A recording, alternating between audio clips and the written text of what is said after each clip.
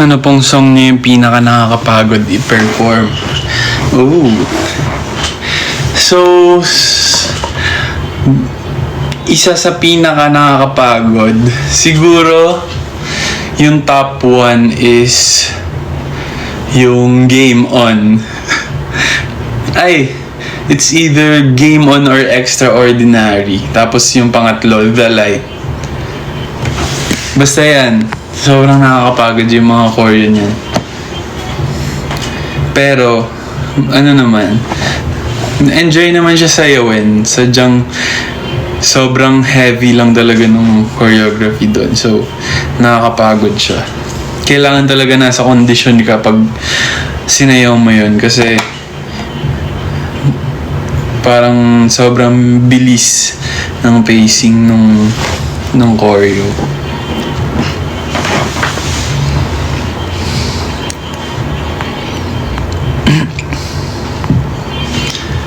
Yan dapat wala na kayong reason para hindi maggumawa ng dance challenge. Nag-tutorial na ako, live na live.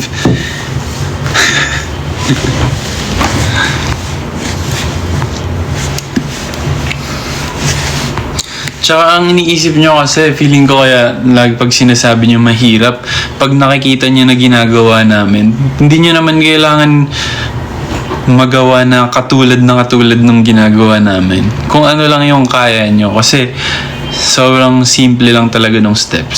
Siguro kaya lang nagmumukhang mahirap kasi pag nilalagyan ng flavor, ganun. Or kapag yung sobrang tinataasan yung energy, nagmumukha siyang mahirap. Pero promise, para lang siyang mga TikTok challenge yung sa, alam mo yun, yung mga kayang gawin ng lahat.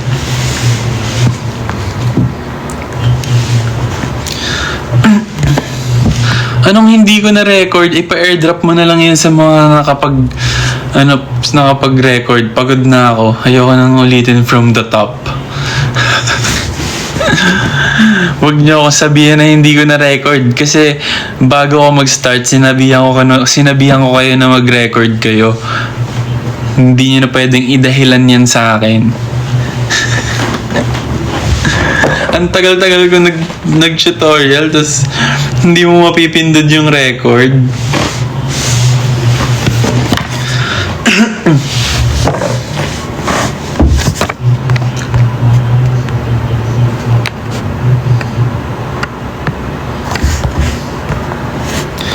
Kung ikaw at ang members mo ay prutas, what would it be? Sa dinadami-dami ng tanong, yung prutas pa, yung hindi ko kinakain. Pero sige. Siguro kung ako, pag naging prutas ako,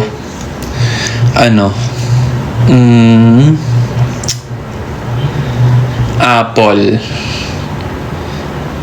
Wala lang. Kasi yung apple,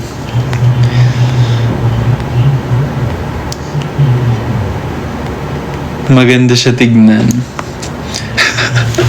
Ang mema. Kasi hindi ako kumakain ng prutas so hindi ko may describe kung anong lasa niya.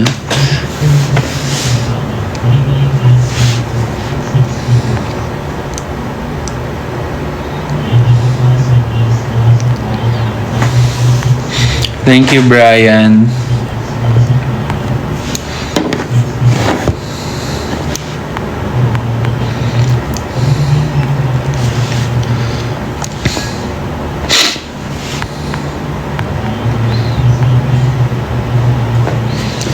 Bakit ayaw mo ng ubas? Hindi nga ako kumakain ng prutas, so ayaw ko yan lahat. Tapos si Nate, feeling ko banana. Wala lang, feeling ko bagay kay Nate yung banana. Si Jello, dragon fruit. Si Aki, orange. Tapos si Mickey, blueberry. Wow. Pwede din lemon si Aki.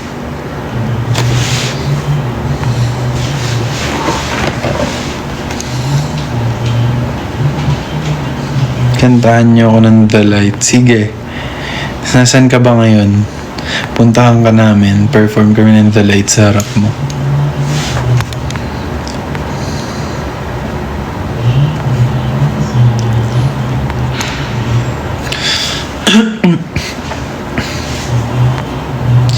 JL, buhay pa ba ang gift ko? Oo.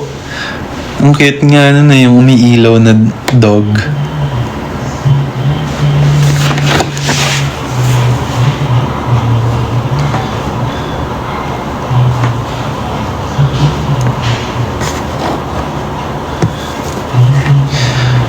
Ba't lemon? Maasim ba siya? Hoy, grabe kayo! Kaya lemon kasi refreshing. Like, di ba? Fresh. Pag uminom ka ng like yung lemon, lemonade. Grabe kayo sa maasim, guys.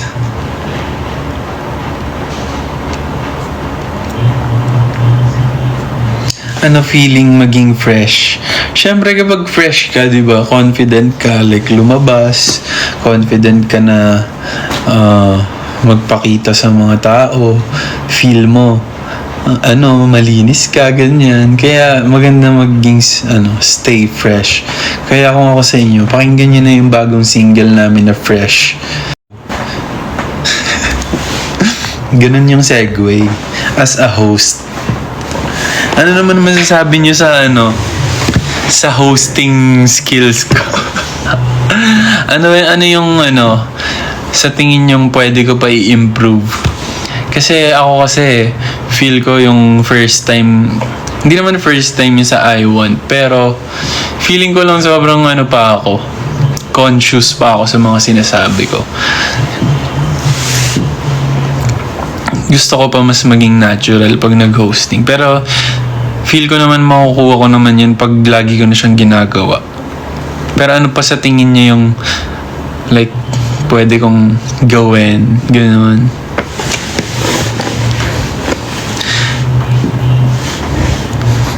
Okay lang kahit huwag kayo mag-sugarcoat. Mas gusto ko yung sasabihin niya yung totoo.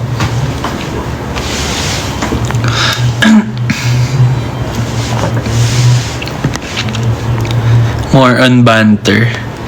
Oo, feel ko din. Kasi, nung pinanood ko yung yung episode, parang medyo hindi pa ako nakakapag-banter. Pero, sinusubukan ko ng konti-konti. Pero, yun nga, kung sa totoong buhay naman, ang dami ko naman sinasabi, diba? Kaya lang, iniisip ko baka mamaya sumobra naman ako, ganun. Meron pa akong mga ganong thinking na baka sumobra yung mga banter ko, baka mamaya wala na sa hulog, ganun. Hindi ko pa na adjust kung paano yung tamang timing, ganun din. Iba din kasing yung hosting, like unlike sa live dito na ikaw lang yung nagsasalita, wala kang sinusunod na guide. Tsaka, ayun. Huwag kang kabahan. Ang hirap mawala nung kaba eh. Siguro, okay lang naman kabahan. Siguro ang kailangan ko pang alisin is yung pagiging stiff and, yung pag-iisip. Kumbaga, mas, kung ano lang yung napifeel ko, dapat feeling ko yun, ilabas ko lang. As long as wala akong mali na sinasabi, di ba?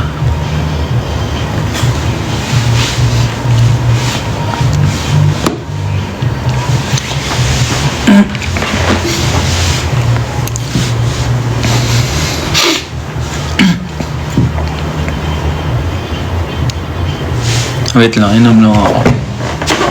Tingnan mo, pero dali too fresh.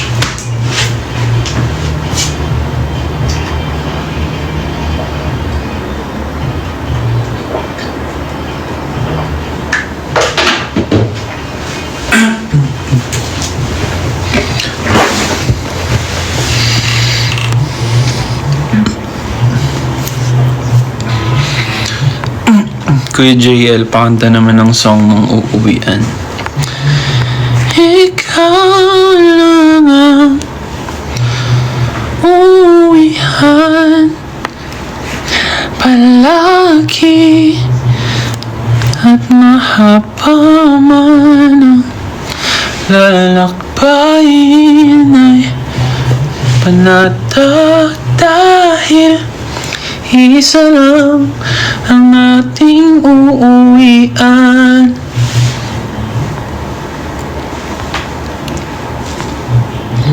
Thank you, Leng Pascual. Thank you, ugat ni JL. Thank you, Aldrin. Ikaw ang aking uuwian.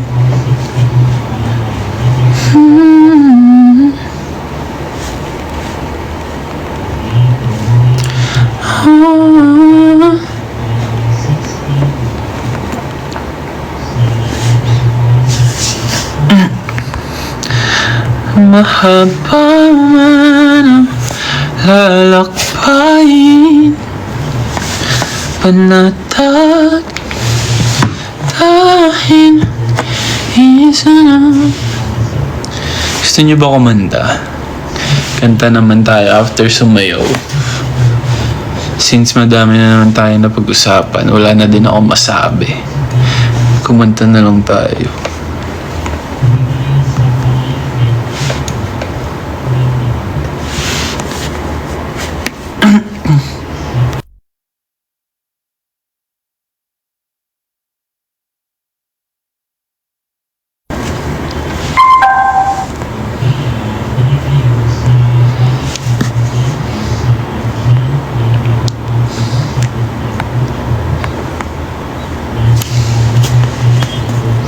Hi Sir Lance. Hi Claire PH. Counted ba na naka-stream kahit naka-download siya sa Spotify ko? I think counted siya kapag naka-on yung data or naka-wifi. I don't know if pag offline counted siya sa stream. Feeling ko lang kasi feeling ko magiging counted lang siya pag basta naka-online ka.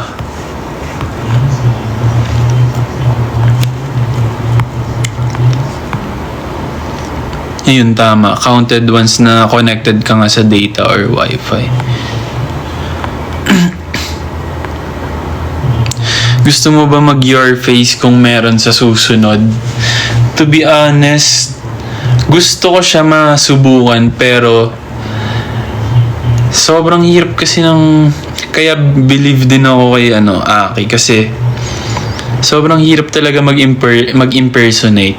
Yung impersonating kasi natural talent yun na naaaral siya pero yung panggagaya kasi sa isang boses or kahit anong sound, feeling ko gift yun sa tao. So may mga na-impersonate ako pero sobrang konti lang nun. So hindi ko alam pa kung gaano pa kalawak yung kaya ko para mag-impersonate. Yun lang. Tsaka ang maganda kasi like si Aki, yung boses niya sobrang daming pwedeng gayahin kasi yung mataas yung boses niya, ganun.